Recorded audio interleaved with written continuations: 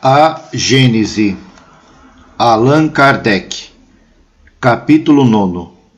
Revoluções do globo. Revoluções periódicas.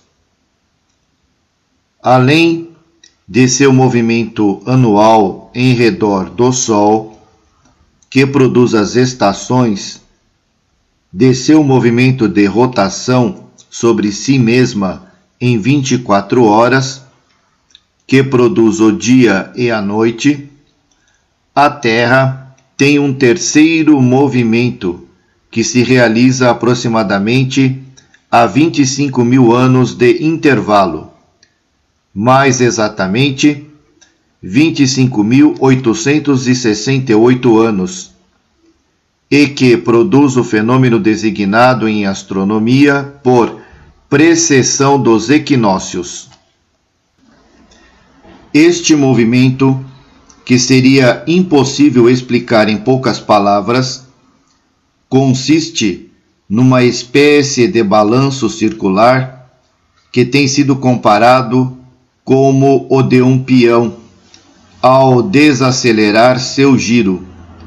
Por consequência de tal movimento, o eixo da Terra, mudando de inclinação, descreve um duplo cone cujo vértice é o centro da Terra, e as bases abarcam a superfície circunscrita pelos círculos polares, isto é, uma amplitude de raio de 23 graus e meio.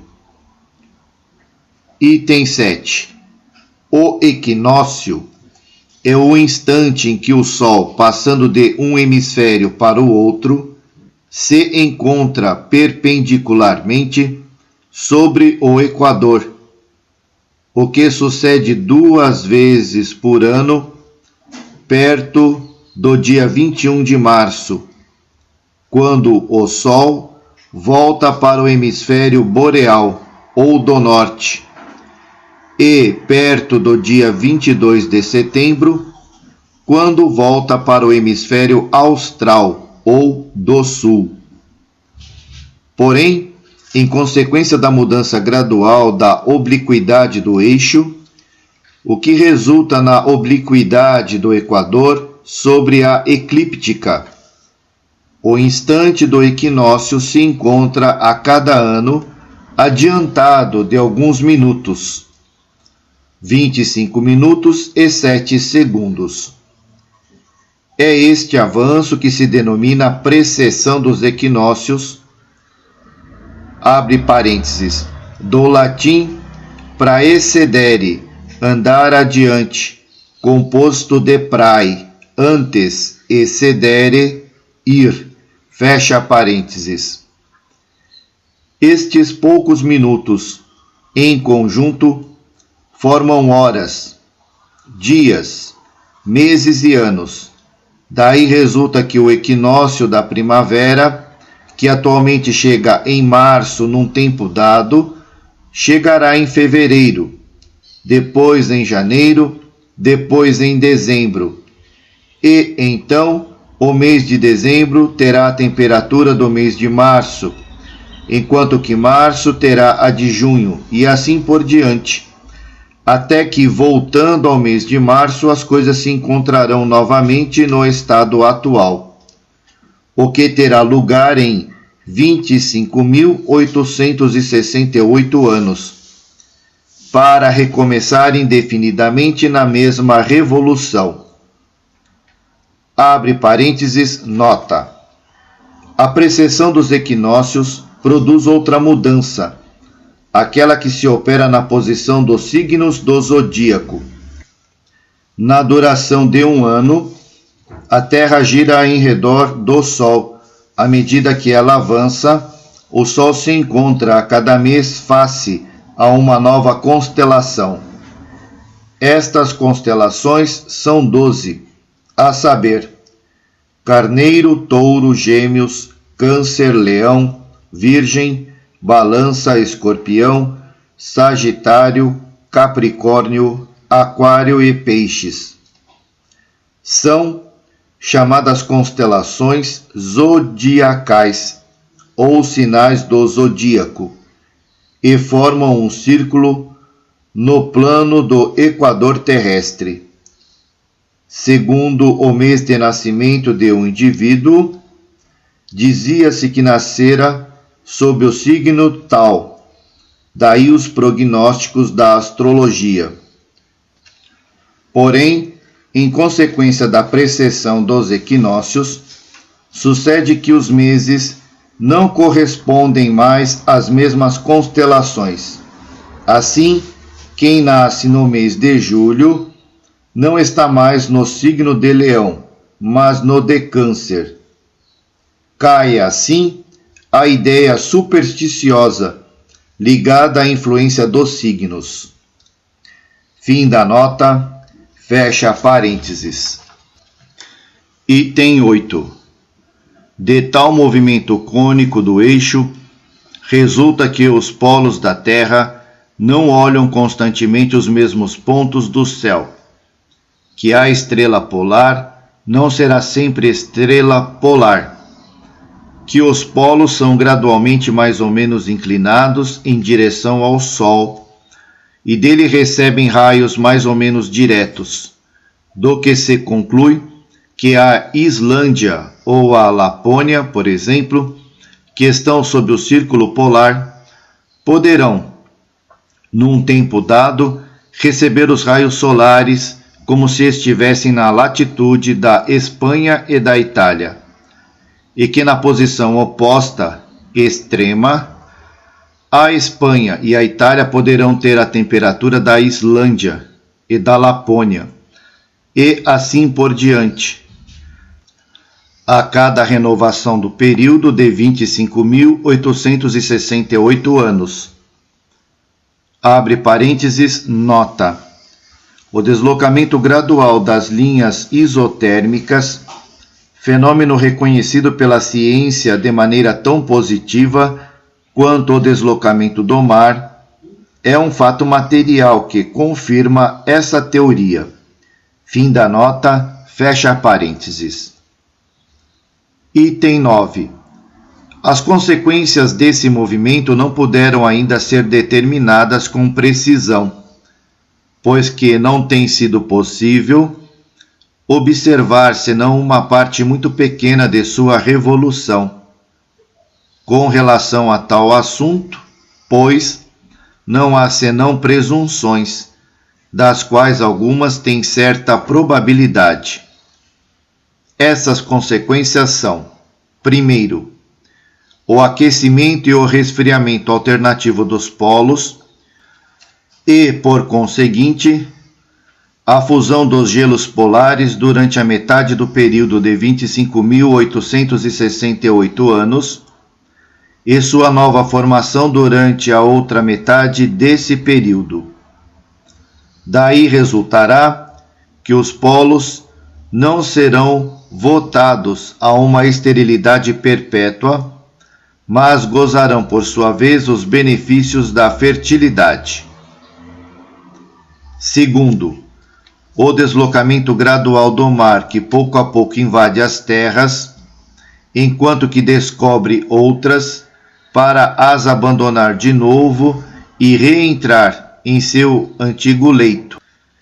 Esse movimento periódico, renovado indefinidamente, constituiria a verdadeira maré universal de 25.868 anos. A lentidão com a qual se opera este movimento do mar torna-o quase imperceptível a cada geração, porém é sensível ao fim de alguns séculos. Não pode causar nenhum cataclismo súbito, pois que os homens se retiram de geração em geração à medida que o mar avança, e eles avançam sobre as terras de onde o mar se retira. É a esta causa mais que provável que alguns sábios atribuíam a retirada do mar em certas costas e sua invasão em outras. Item 10. O deslocamento lento, gradual e periódico do mar é um fato adquirido pela experiência e atestado por numerosos exemplos sobre os pontos do globo. Tem como consequência a manutenção das forças produtivas sobre a Terra.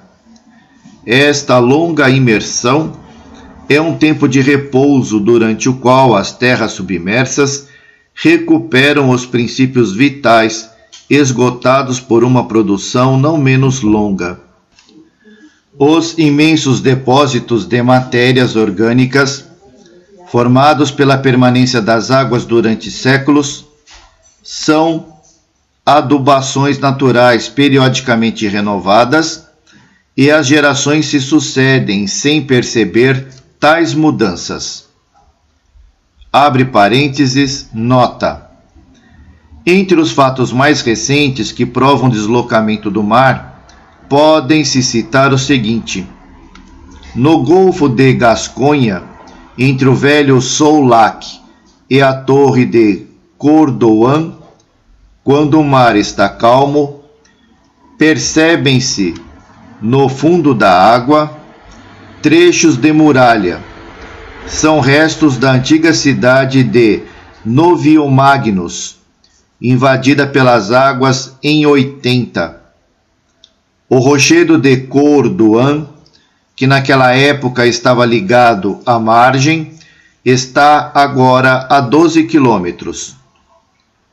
No Mar da Mancha, sobre a costa do Havre, o mar ganha terreno cada dia e mina as penedias de Saint-Adresse, as quais pouco a pouco desmoronam. A 2 quilômetros da costa, entre Saint-Adresse e o cabo de Reve, existe o banco de L'Éclat, que outrora era visível e reunido à terra firme. Antigos documentos constatavam que sobre este local, no qual hoje se navega, havia a cidade de Saint-Denis, chefe de Caux, tendo o mar invadido os terrenos no século XIV. A igreja foi tragada em 1378. Dizem que, com o mar calmo, ainda se veem os seus restos no fundo da água. Em quase toda a extensão do litoral da Holanda, o mar só é contido a poder de diques, que se rompem de tempos a tempos. O antigo lago Flevo, reunido ao mar em 1225, forma hoje o Golfo de Zuiderzee. Esta irrupção do oceano tragou diversas cidades. Segundo isto, os territórios de Paris e da França serão algum dia novamente ocupados pelo mar, conforme já sucedeu por diversas vezes, segundo o comprovam as observações geológicas. As partes montanhosas formarão então ilhas, como atualmente o são as de Jersey, Guernsey e a Inglaterra, as quais outrora eram ligadas ao continente. Então, será possível navegar por cima de regiões que hoje percorremos em estradas de ferro. Os navios abordarão em Montmartre, no Monte Laveriano, aos outeiros de Saint-Claude e de Meudon, os bosques e as florestas onde hoje se podem passear serão sepultados pelas águas, serão cobertos de limo e povoados por peixes em lugar de pássaros. O dilúvio bíblico não pode ter tido esta coisa, pois a invasão das águas foi súbita, e sua permanência de curta duração, enquanto que, de outro modo, essa permanência houvera sido de diversos milhares de anos e ainda duraria, sem que os homens se tivessem percebido dela.